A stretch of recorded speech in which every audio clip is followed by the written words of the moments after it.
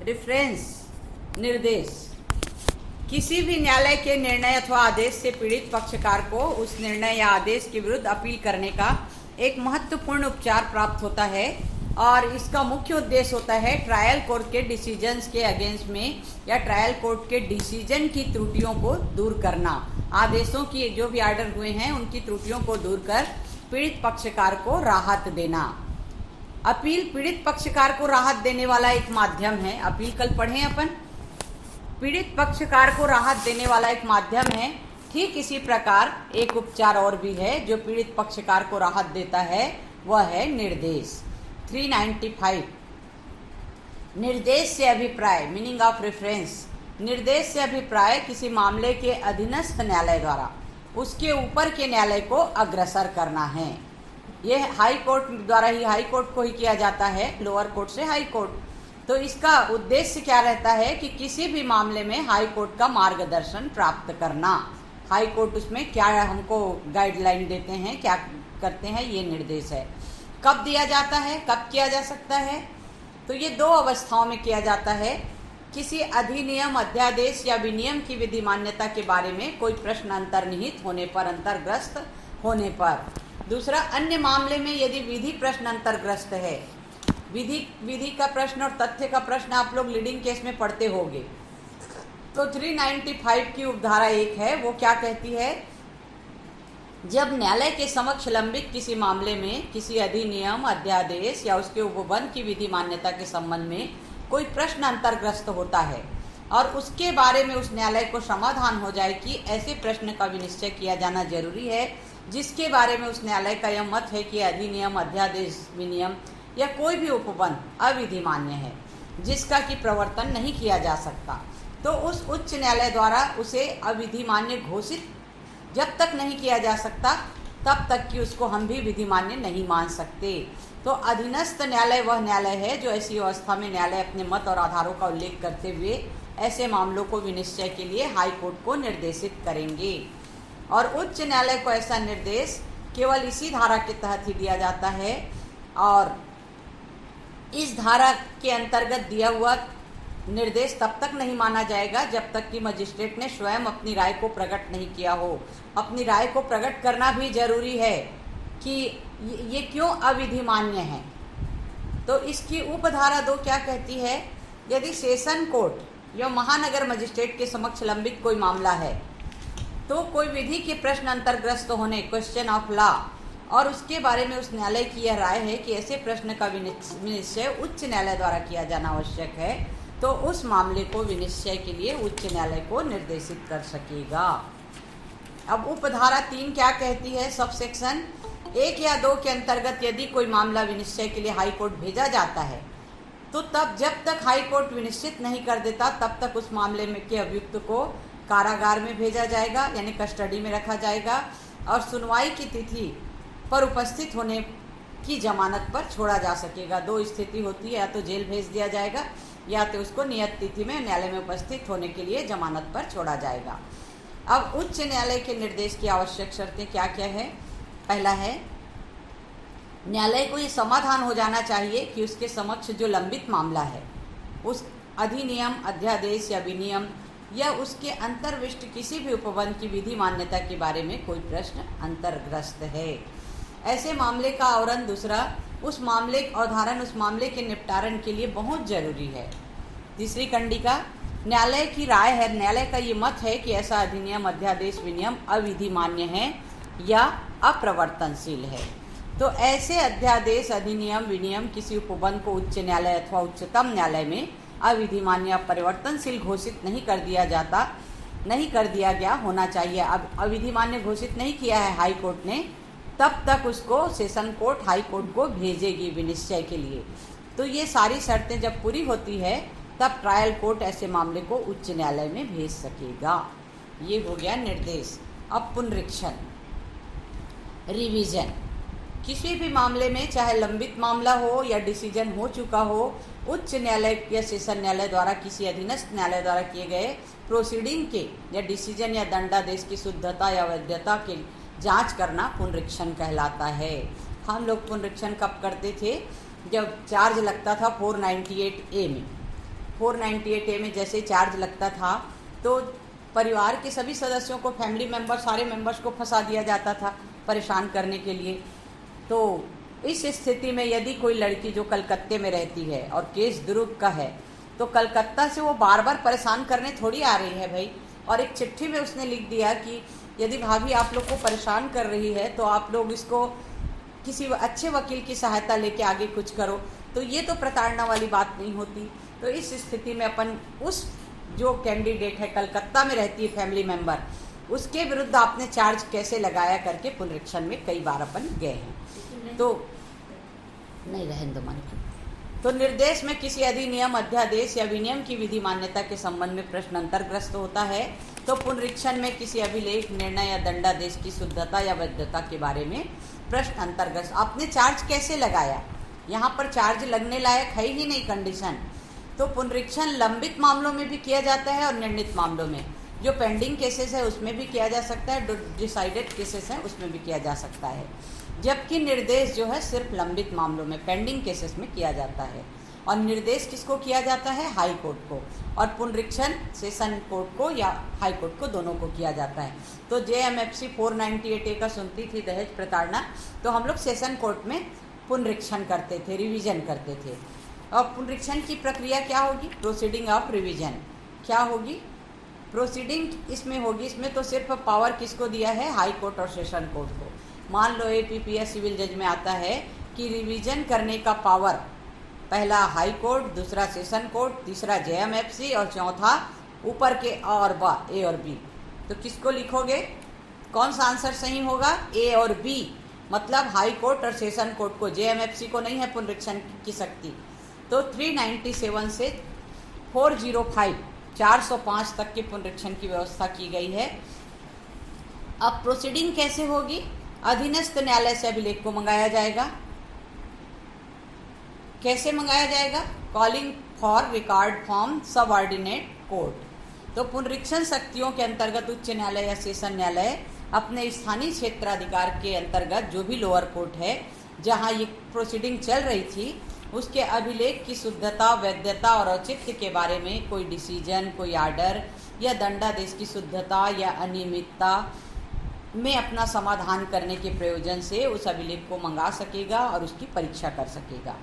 जब न्यायालय ऐसा अभिलेख अपने समक्ष मंगाता है तब वह उस अधीनस्थ न्यायालय को वह निर्देश दे सकेगा कि जब तक अभिलेख की परीक्षा न हो जाए तब तक के लिए दंडादेश का निष्पादन न किया जाए और प्रवृत्त व्यक्ति को जमानत या व्यक्तिगत बंद पत्र पर छोड़ दिया जाए। हाई कोर्ट या सेशन कोर्ट ये बोलेगा कि दंडादेश का निष्पादन मत करो, या फिर जो कस्टडी में है उसको जमानत दे दो, या फिर जमानतनामा मुचलका भरवा के छोड़ दो।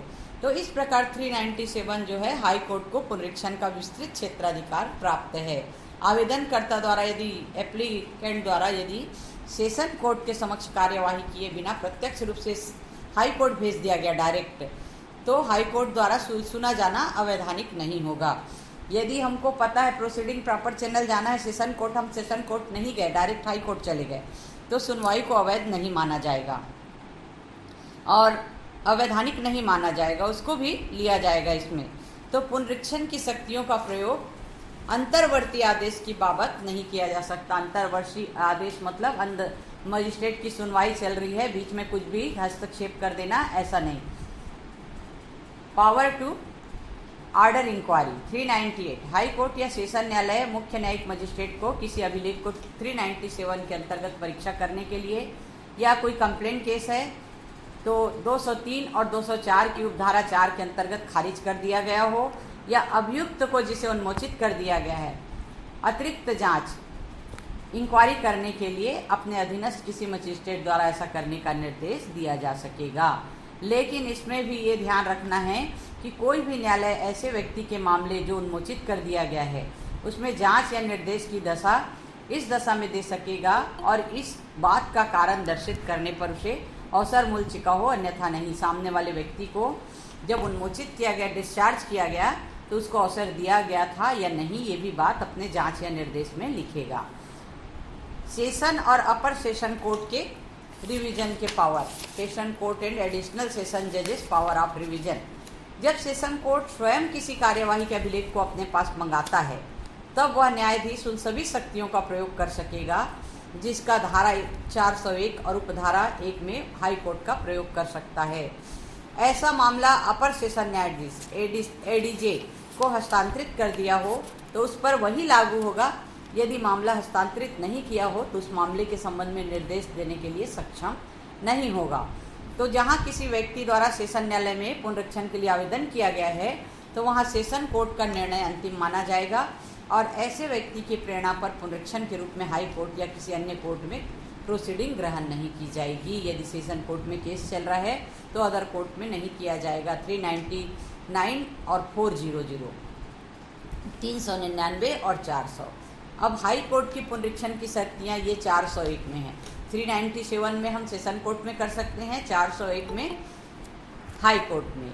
Revisional power of high court, तो ये क्या बोलता है, जब उच्च न्यायालय किसी मामले की कार्यवाही में अभिलेख को अपने पास मंगाता है या उसे ऐसा लगता है कि धारा 38, 389, 390, 391 द्वारा किसी अपील न्यायालय को प्रदत्त शक्तियों का या 307 द्वारा किसी सेशन न्यायालय की प्रदत्त शक्तियों का अपने विवेकानुसार प्रयोग कर सकेगा। यानी हाई कोर्ट अपने विवेकानुसार अभिलेख को मंगवा सकता है। पुनरीक्षण के दौरान उच्च न्यायालय जो है अपनी सभी शक्तियों का प्रयोग कर सकेगा जिनका कि एक अपीली न्यायालय द्वारा किया जाता है। अक्सर केसेस में पढ़ते हो अपीली न्यायालय मतलब हाई कोर्ट हो जाता है, कई बार अपीली न्यायालय मतलब सेशन कोर्ट भी हो जाता है।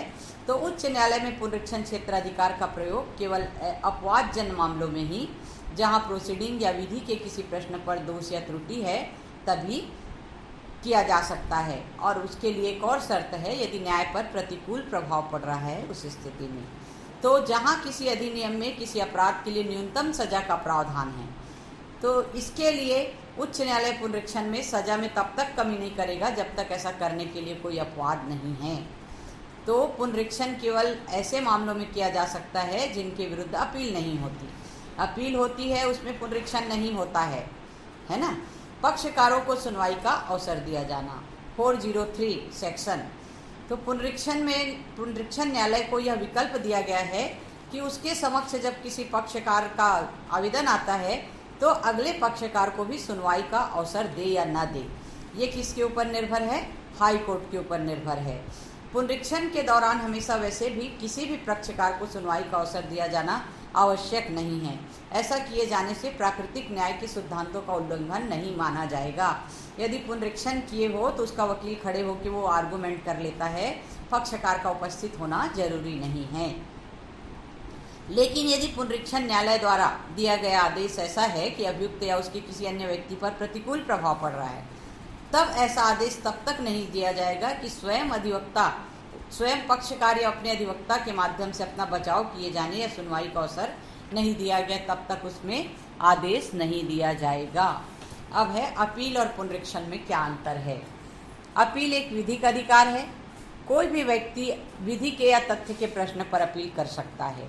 अपील एक विधिक अधिकार है, लीगल राइट्स है। कोई भी व्यक्ति विधि या तथ्य के प्रश्न पर अपील कर सकता है।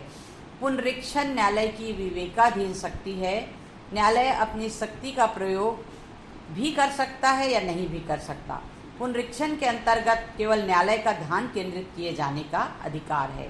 क्या ध्यान केंद्रित किए जाने का, जैसे अभी उदाहरण दी कि चार्ज लगा दिया 498 है सब के ऊपर, 8 लोगों के ऊपर, जबकि एक रहता है कलकत्ता में, एक रहता है बम्बई में। वो कितना परेशान करने आया होगा, क्या लिखा है चिट्ठी में पढ़ भी तो लो, है ना। तो इस तरह से फ़ोन में क्या बोला होगा ये भी तो थोड़ा रिकॉर्डिंग होगा तो सुन लो। तो पुनरीक्षण ऐसे किसी भी इसमें किया जा सकता है जिसमें न्यायालय का ध्यान केंद्रित किया जाता हो। अपील विधि और तथ्य किसी भी प्रश्न पर किया जा सकता है और पुनरीक्षण विधि के प्रश्न पर ही होता है। लेकिन कभी विशेष परिस्थितियां होती है जब तथ्य के प्रश्न पर भी किया जा सकता है। अपील में अपीलकर्ता द्वारा प्रस्तुत कथनों को सुना जाना आवश्यक है और पुनरीक्षण में ये जरूरी नहीं है। अभी थोड़ी देर पहले बताई मैं।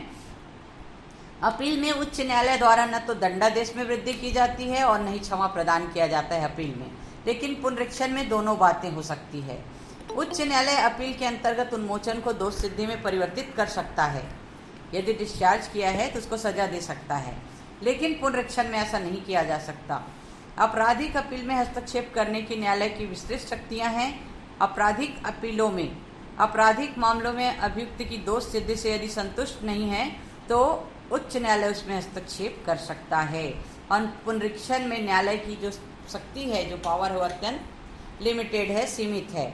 अपील में केवल एक ही प्रक्रिया होती है, पुनरीक्षण में 2 प्रक्रिया होती है, प्रारंभिक और अंतिम। ये हो गया अपील और पुनरीक्षण में क्या अंतर है। अब निर्देश और पुनरीक्षण में क्या अंतर है। निर्देश किसी अधिनियम, अध्यादेश या विनियम की विधि मान्यता के संबंध में प्रश्न अंतर्ग्रस्त होता है।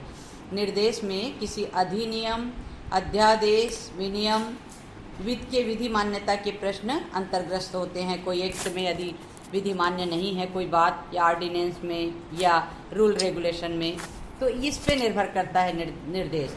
और पुनरीक्षण में किसी अभिलेख, निर्णय या दंडादेश की शुद्धता, वैधता, औचित्य के संबंध में प्रश्न अंतर्ग्रस्त होता है।